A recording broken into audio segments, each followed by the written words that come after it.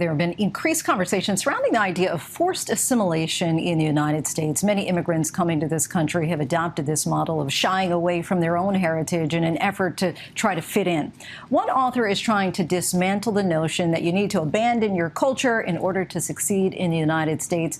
In her book, You Sound Like a White Girl, The Case for Rejecting Assimilation, Julissa Arce challenges American exceptionalism by exposing why so many believe assimilation leads to belonging, leaving her readers with a call to embrace their unique culture and identities. Julissa, thank you so much. Welcome to the show. Thank you for having me. So let's start with the title, You Sound Like a White Girl. Where did you come up with that?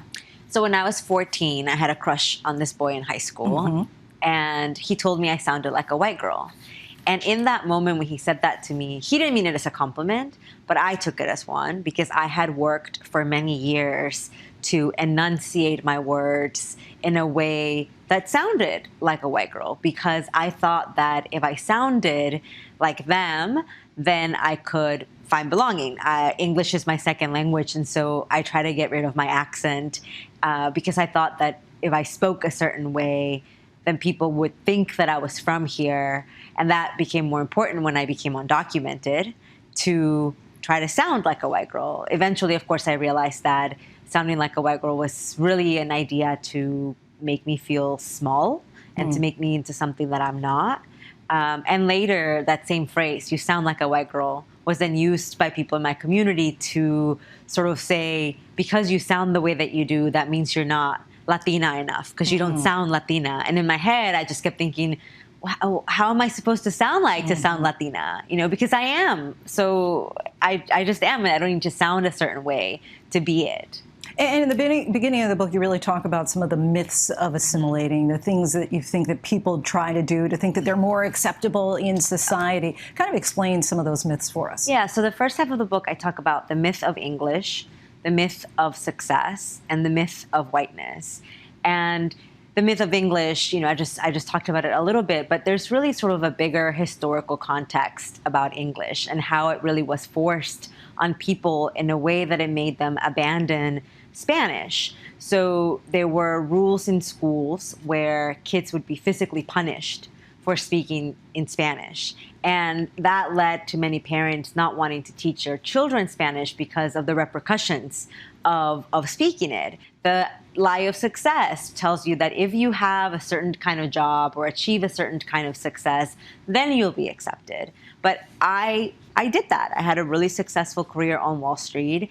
And even then, I had encounters where I would go to a fancy restaurant with my colleagues, and I would go to the ladies' room. And on my way back to the table, a table of mostly white people would ask me to bring them water because they thought I was a server. And the lie of whiteness is really, that one's a multi-pronged lie about whiteness. But what I talk about in the book is that for many decades, many people in my community have tried to assimilate and have tried to have proximity to whiteness as a way to find protection, as a way to belong.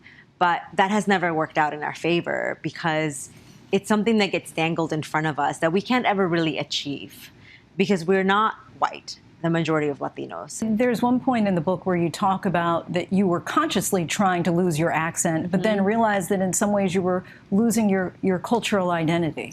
Yeah, I say in the book, I write in the book that learning to speak English doesn't just sever the connection to our motherland, but it almost cuts the umbilical cord to our own mothers.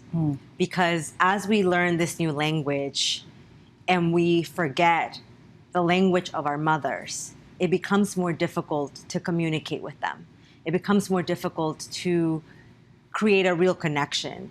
I talk about in the book that as I was going from college to my first job to getting promoted, it became more and more difficult to talk to my mom about these things because I didn't have the vocabulary in Spanish to talk to her about them. It was difficult to literally speak to her. And so I stopped calling her as often because it was hard to be able to talk to her and explain these things to her. And so I think that if instead we encouraged people to learn English and at the same time retain our Spanish, then English wouldn't feel so dangerous. When reflecting on your own assimilation experience, you talk about this in chapter 2, and I'd like to quote. You said, "I stood in front of the mirror, saw my brown reflection, and tried to imagine the girl speaking back to me was someone white, someone whose words brought her pride and confidence. I cry when I think of that, Julissa." Talk to us about your evolution from then and what prompted that. Yeah. So the rest of that paragraph that you quoted goes on to say, I wish I could tell little Julissa that one day she'll laugh when, my husband, he pokes fun of me whenever I use the wrong word or the wrong idiom because he finds it endearing. A friend of mine has a running list of all the things I say wrong, and we laugh about it and we joke about it.